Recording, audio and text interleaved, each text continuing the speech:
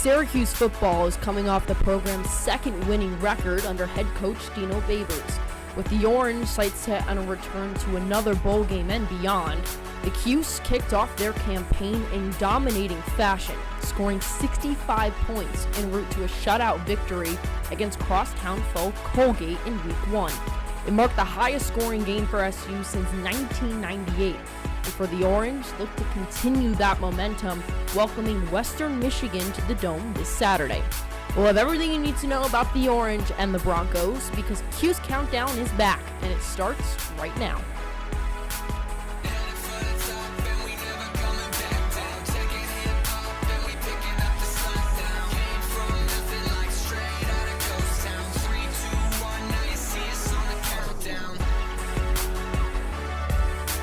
Welcome inside the CitrusTV studio. Cuse Countdown's back. That's Srikar, Rajendran, that's Sklar, and I'm Chloe Smarz, here to break down everything you need to know for Syracuse's Week 2 matchup against Western Michigan. But guys, before we look forward, we must take a look back to less than a week ago. Syracuse steamrolling their way to a 65-0 victory against Colgate. It was the high-scoring game for SU since 1998.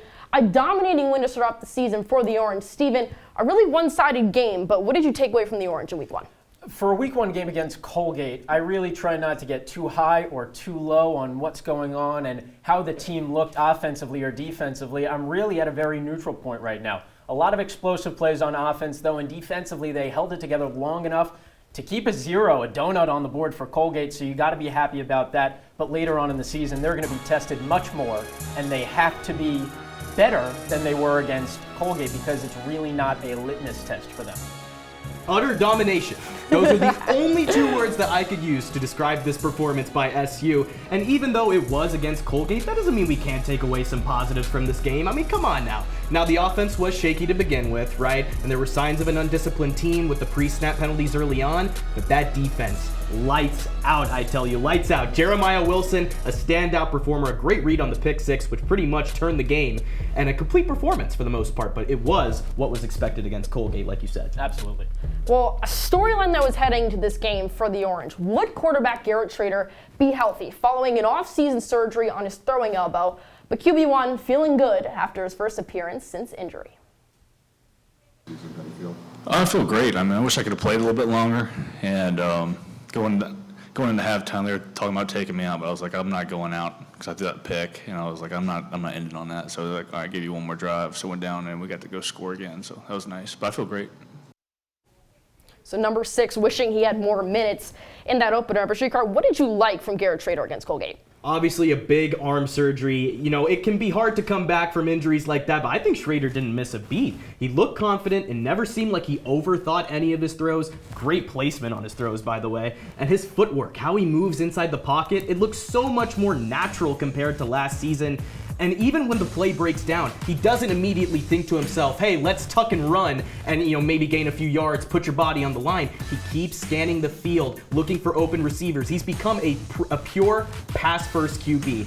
And I think that's a great feat in itself that he's improved coming off an arm surgery. I do agree with you there. I think he really looked good, and some of the great positives we can take away from that is that he looked really good in that first game with Jason Beck as his offensive coordinator. Continuity been so important for Schrader in his career because he's never had the same play caller for 2 years in a row. But overall, I'm just happy that Schrader was able to escape healthy without any further damage to that arm. And, if he says he feels good and he feels confident, then by all means, we have to trust him and trust that he's going to look even better as the season goes on. Well, Steven, you talked about it, right? A new play caller for Syracuse. Former offensive coordinator Robert and I, now with NC State. Syracuse in the offseason sticking in-house, going with quarterbacks coach Jason Beck. So seeing some similar stuff that we saw last year, Steven.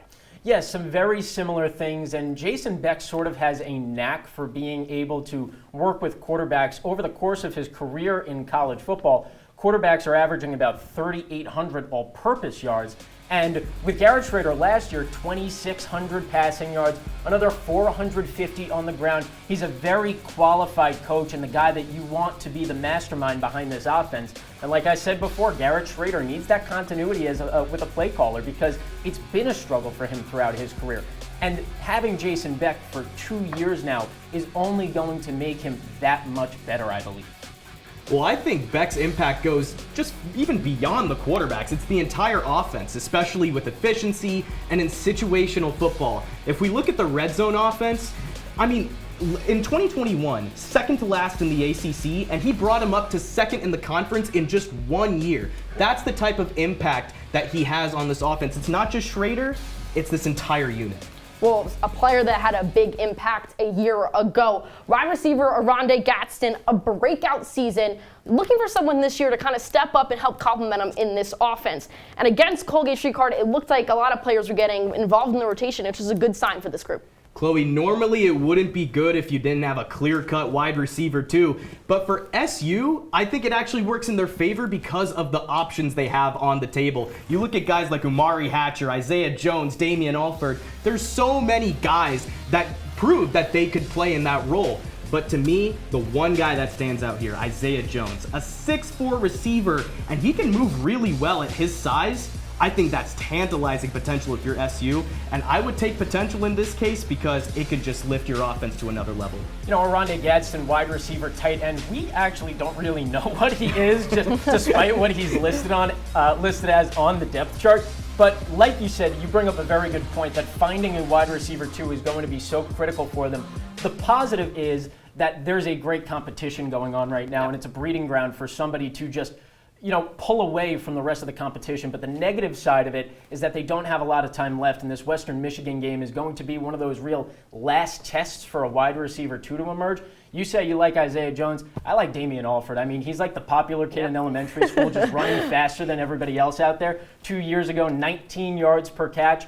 Last year, 21 yards per catch. You don't get that kind of explosive speed and agility, that combination, out of any of the other receivers on this depth chart. Well, switching gears to the offense, to the defense.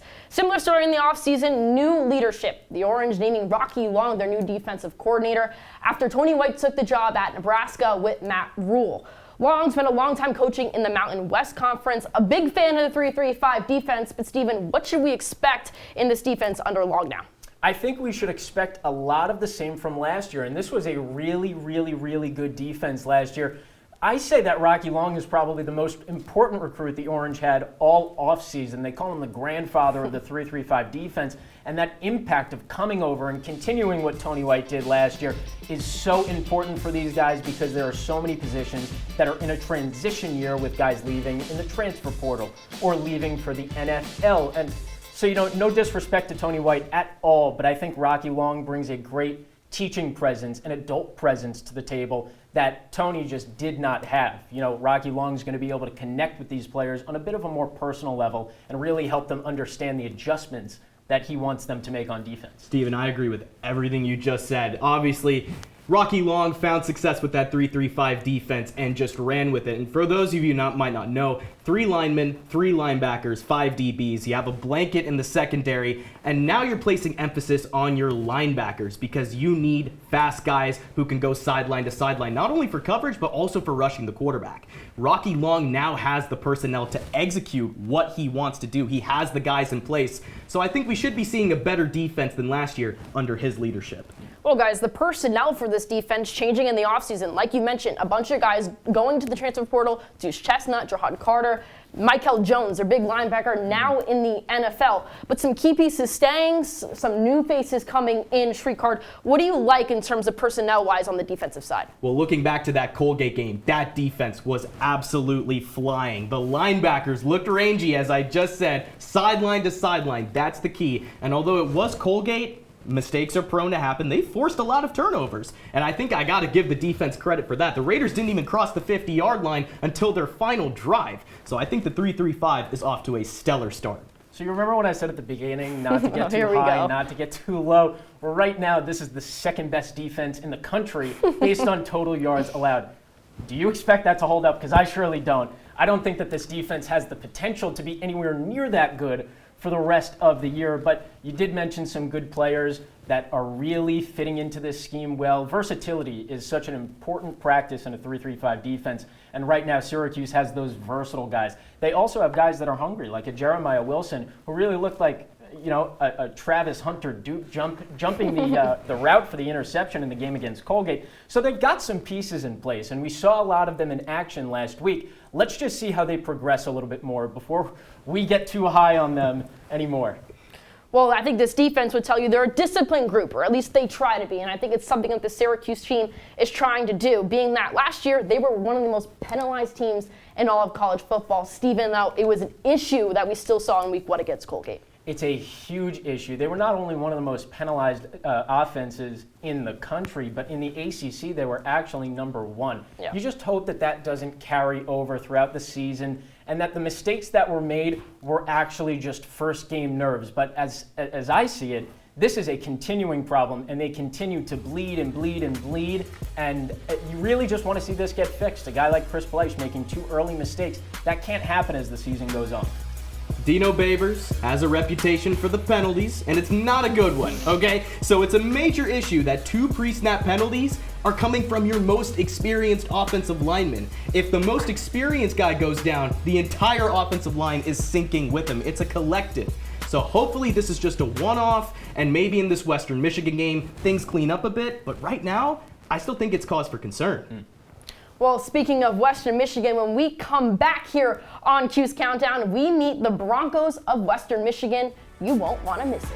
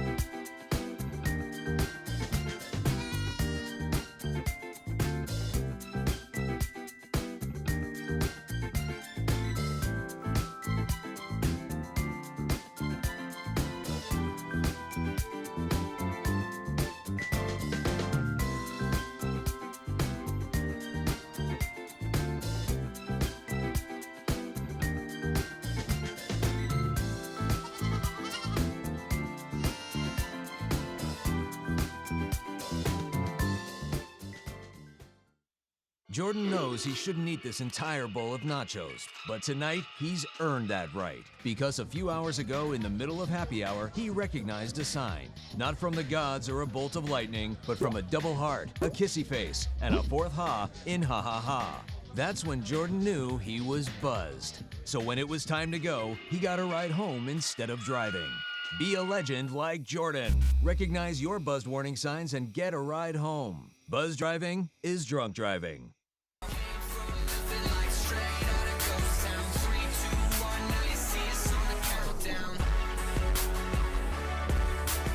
Welcome back to Cuse Countdown. Switching gears to the visitor side. Western Michigan is in its first season under head coach Lance Taylor, former offensive coordinator for Louisville. Taylor having experience coaching against Syracuse as Srikar and Steven break down Taylor's impact to the new Broncos offense. Well, Lance Taylor led that Louisville Cardinals offense into the Dome last season and put together a package that was pretty heavy in the run. Starting running back Tyon Evans went for 91 yards, and the team's only score a season ago. And Malik Cunningham, the quarterback, who's a great dual threat, was pretty efficient on the ground too with 49 yards himself. I think that's something we can expect to see come this Saturday when the Broncos make their way to the Hill. Well, Lance Taylor is one of the only college coaches that I could classify as a running back guru, Steven. I mean, we look at his track record. Let's harken back to 2015. Christian McCaffrey at Stanford. Who was responsible in developing him? This guy, running backs coach for Stanford. And I think we look at the backs that Western Michigan has. Jalen Buckley, Zahir Abdus-Salam. Lance Taylor is about to create an efficient ground game that has a combination of physicality from Buckley and agility from Abdus-Salam, and I think Syracuse really needs to tighten up the run D if they want to win this game. Well, this whole offense really runs through Buckley and the rushing attack that they've had. That's been the known thing, the thing that Taylor has been known for throughout his entire career. I think part of the reason we're going to see that too, Chloe, is because the Broncos really don't have the talent to make up for that in the passing game. Well, trying to get new talent, I mean, with a new coach comes with new players. The transfer portal impacting teams all across college football. No different from Western Michigan. 8 players added to the roster during this offseason. Srikar, how do you see these transfers impacting this team? I'm looking at one transfer in particular. Keyshawn King, 4-star recruit running back. We know Lance Taylor is all about the backs. This is another weapon for him. An agile runner. He showed chops in the receiving game as well. Lots of acceleration after the catch. I mean, this guy could be a yak monster. You know what's weird, though? A big trend with some of these transfer-ins is that they're not getting very much playing time, or at least they didn't get that in week 1. Keyshawn King, Hayden Wolf weren't very involved. Most of the transfers that they got in on defense, though, were way more impactful. Yep. Well, the two-headed monster here. We got to look at the offense. It's a more run-centered playbook here under OC Jeff Thorne. A two-headed monster in that backfield, Steven. It's a duo that Syracuse needs to highlight, like you mentioned before. Highlight it, underline it in Sharpie. Do everything you can to make sure that the Broncos don't run wild on you. Jalen Buckley, Zahir Abdus-Salam, both of them started very, very strong. I mean, 194 yards for Buckley in the season opener. 73 yards for Salam in the opener on 20 carries, too. They split 50 of them in total. But make no mistake about it, Buckley is the alpha in this offense, and everything is going to run through him.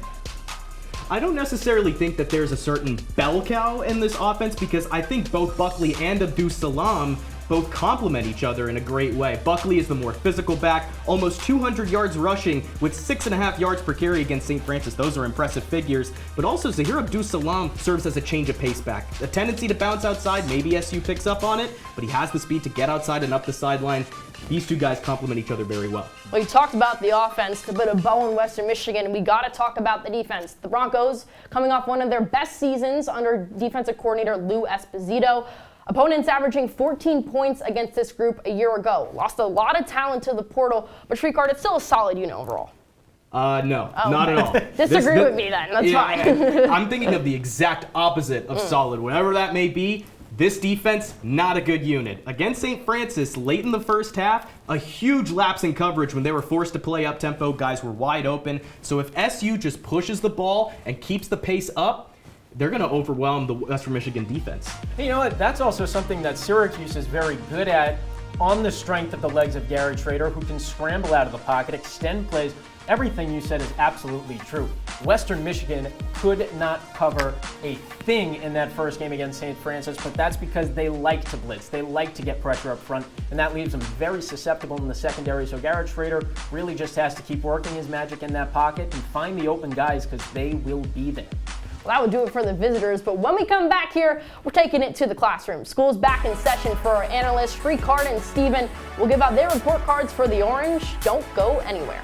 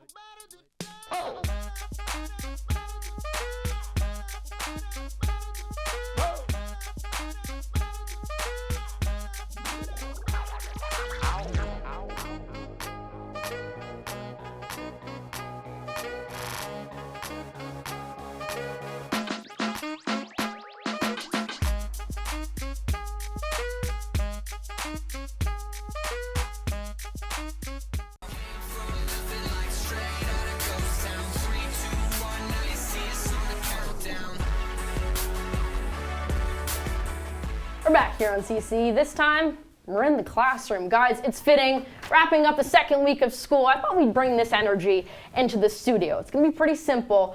I'm your professor. You guys are my TAs. You're going to put on your grading caps. I'm going to give you a position group of the Syracuse team, and you're just going to give them a report card. Pretty simple. Got it. Got it. Don't be a little harsh here. Sounds good to me. Well, first up, we got the running backs. No Sean Tucker for the Orange, now with him a Buccaneer. So needing someone to step in and fill his shoes. Srikar, what grade are you giving this backfield?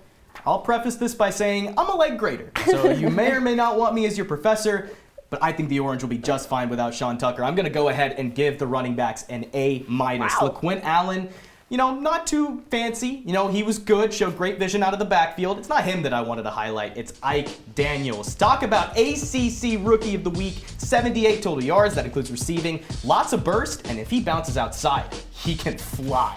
See, I'm the exact opposite from you because I am a good very balance between the tough two, yeah. grader, and I think for a running back room that I have high expectations for, when they don't really meet those expectations, I got to give them a bit of a lower grade so they have something to work for later on in the season. That's why I got to give them a B+. I think that LaQuint Allen was very good. You'd be hard-pressed to find something that wasn't good about his performance, except for that one fumble, which I'll get to a little bit later. But honestly, I kind of wanted like 150, 200 yards out of him. Not just the 105 that he 105 is nothing. 105 is good. 105 is Come nothing. on now. But you could do better than that is what I'm saying. This running back room can do better than that. And the turnovers, too. We got to talk about that. We talked about penalties, which are massive mistakes. But I would honestly argue that the turnovers are a bigger issue right now. Well, they're both passing, so that's a good sign, right? That's true. Well, switching gears to the defense, another group changing this offseason. Some to the NFL, many to the Power 5 teams, like we mentioned, the cornerback. So, Steven, starting with you, how do you grade this group, the secondary, despite all these moves? So far, so good. They're managing with what they've got. I give them a B+. I think that Jeremiah Wilson pick was such a big turning point for them in that game. Not really a turning point because the game was already sealed, but it was a great momentum shifter, and it kind of told you right there that game was going to be over very, very soon. I think that you can't look at this group and be too high on them, but I think that you can see what they did. They were forcing pressure, sticking with their man, and staying with them through the tackle, and you've got to be happy with the fundamental ball at the very least. I love it. I love it. I love everything I saw out of this cornerback group. That is an A for me. Look, they did a fantastic job forcing turnovers. Great job finishing, wrapping up tackles. Sometimes, it can get a little hard when you're trying to fly into guys like Troy Polamalu, but these guys know the fundamentals, and it showed early on. And Jeremiah Wilson with the pick 6, that's when I felt the game started to turn into a rout. Game-changing plays from the secondary. I'm very impressed with the cornerbacks. Well, guys, we can't wrap up class here without mentioning the head guy. Head coach Dino Babers entering his 8th season as the Orange leader.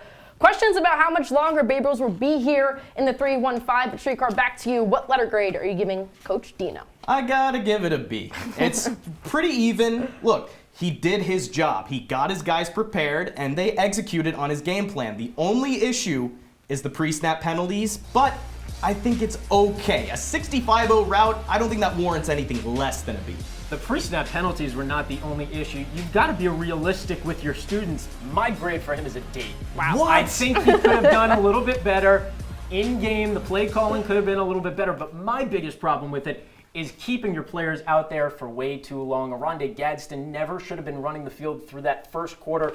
Garrett Schrader should have come out a lot earlier too. You got to pull your starters. You got to know when to pull the plug on your starters because this game was a rout, and leaving them in just put them at risk of greater injury. Well, maybe Dino will prove you wrong. Maybe he'll work his way up to a 9. You never know. Well, that will do it for class here today, but wrapping up shop when we come back here on Cuse Countdown, we look at Week 1 in the ACC and give our predictions for this Saturday's matchup in the Dome.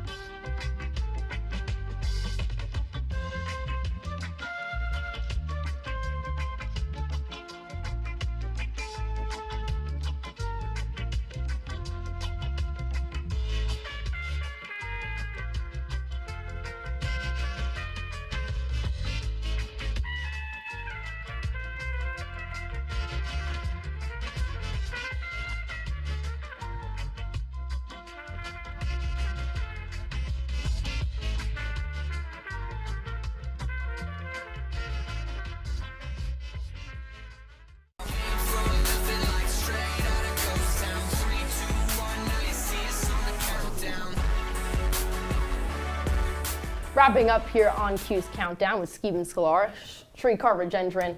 I'm Chloe Smarz. And guys, let's take a wider look at this team. Orange schedule, a few non-conference to start off, and then they hit the ACC schedule hard, opening up with Clemson, then on the road at UNC and Florida State. Steven, looking at the schedule for SU, how do you see the season playing out? You know, I think the ACC schedule actually got a little bit softer after what we saw in that Clemson-Duke game. They look like a very beatable opponent to me. So the way I see it right now, get through Western Michigan, Purdue, also a pretty soft team, not that difficult to overcome, and get through Army, and then you get through Clemson too. I think that should be a win. I see a 5-0 start for this Syracuse team for the first 5 weeks.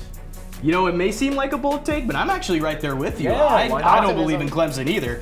So the one key will be forcing turnovers. These are some high-powered offenses you're about to face in the middle. So I think if you can force turnovers, you give your offense more chances to score, and you can actually keep up. So I think that is going to be the key as they go into a very, very difficult slate. Well, when we look at this ACC conference, we got to look at week 1. Some surprises, some expected wins. Srikar, how do you feel about the ACC unfolding in week 1? I feel a lot better. Well, let's look at it in two different sides of the spectrums. The Clemson Tigers are frauds. Let's get that out of the way.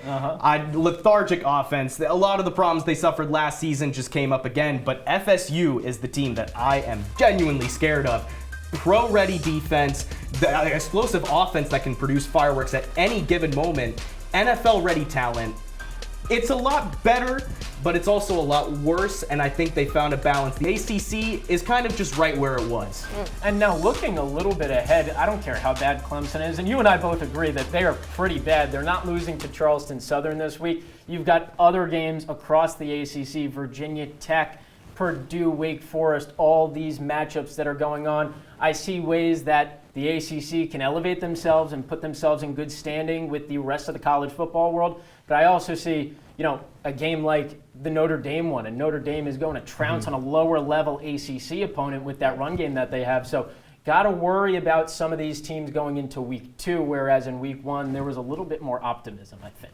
Well, with the ACC expanding, I think this is the time for Syracuse to get as many wins as they can. But guys, we can't end the show without giving our predictions for this Saturday. Steven, will the Orange walk away with the win and be 2-0?